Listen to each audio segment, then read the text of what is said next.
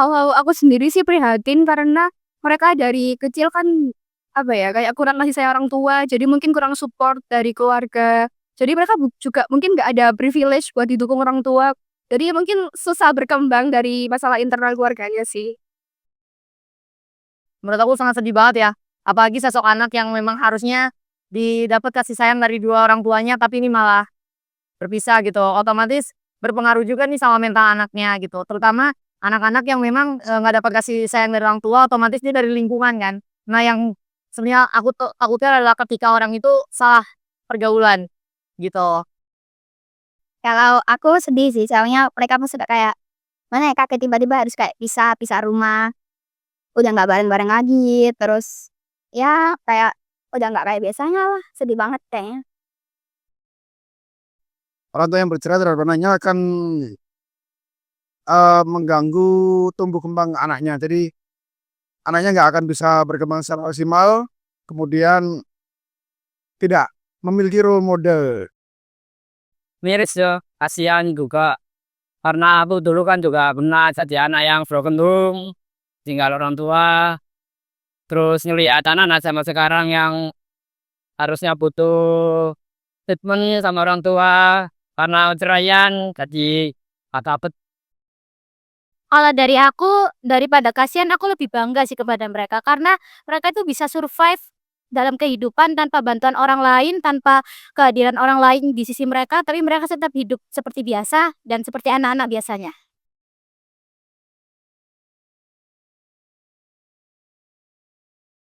Meskipun ada masalah, tidak sepatutnya untuk bercerai, tapi yang diselesaikan masalahnya bukan hubungannya, gitu. Kalau bisa ya, kalau bisa orang tua jangan sampai lah bercerai. Apalagi buat anak-anak yang, ya itu kan buah kasih mereka berdua gitu. jangan sampai broken home, jangan sampai ego kalian tuh bikin anak-anak kalian kayak eh jadi imbasnya lah di korban karena egonya kalian. Iya, kalau orang kasihan itu memang reaksi pertama ya yang umumnya dilakukan atau disampaikan orang ya. Saya tidak bermaksud menyalahkan ya, karena itu kan berarti sebenarnya mereka punya perhatian. Dan kemudian hal yang muncul pertama adalah bercerai itu menyimpang dari yang harusnya, yaitu bertahan gitu ya, dalam kondisi yang utuh begitu. Sehingga dan orang seringkali mengatakan korban. Jadi seolah-olah bercerai itu adalah udah jelek aja gitu. Nah, sehingga ntar anak-anaknya gimana gitu ya, kekurangan dan seterusnya yang tadi dibilang itu tadi kan. Nah, padahal bercerai itu kan adalah salah satu fase dari satu proses panjang gitu ya. Tidak sedikit orang yang bertahan dalam perkawinan, tetapi sebetulnya di dalam rumah itu kacau balau. Jadi saling marah, saling buruk lah situasinya ya. Anak itu melihat hubungan ayah dan ibunya, bukan hanya ayah dan ibu, tapi kalau ya ayahnya marah atau ibunya yang marah, anaknya kena. Jadi di hari-hari itu anak-anak itu akan melihat bahwa waduh, rumah tangga ini kacau nih, nggak bagus, nggak kayak orang bilang gitu ya. Tetapi apa namanya, itu efeknya besar sebetulnya.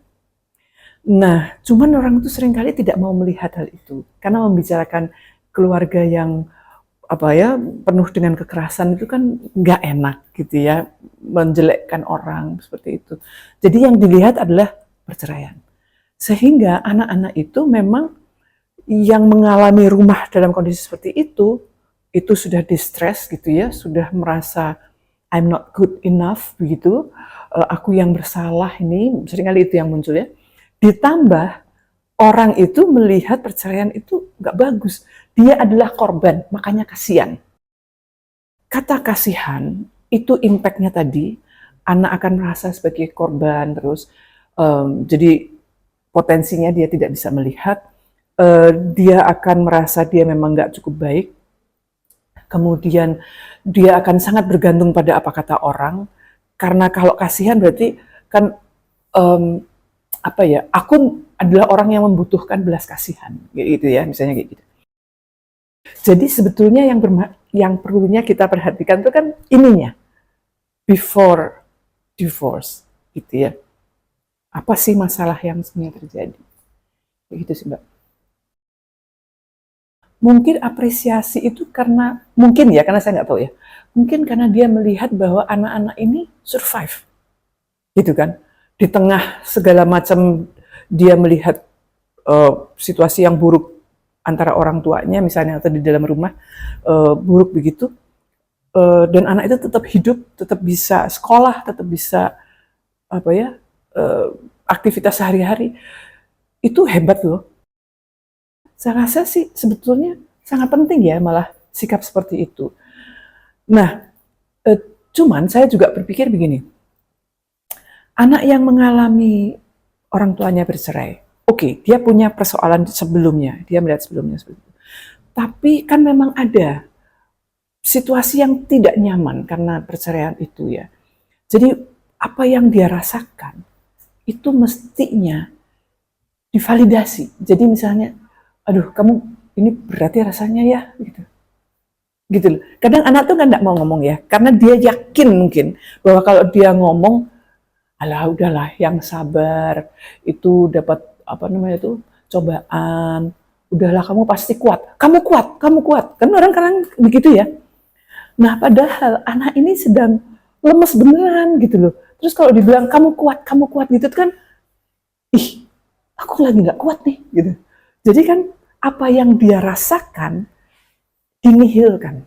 Maksudnya baik untuk menyemangati, tapi jadinya kan dinihilkan. Nah, jadi kita perlu tahu sih bahwa memang tidak mudah gitu ya. Kita bayangin aja deh kalau masuk dalam situasi itu nggak berat, nggak ringan ya. Udah banyak masalah, tambah lagi ini gitu ya. Jadi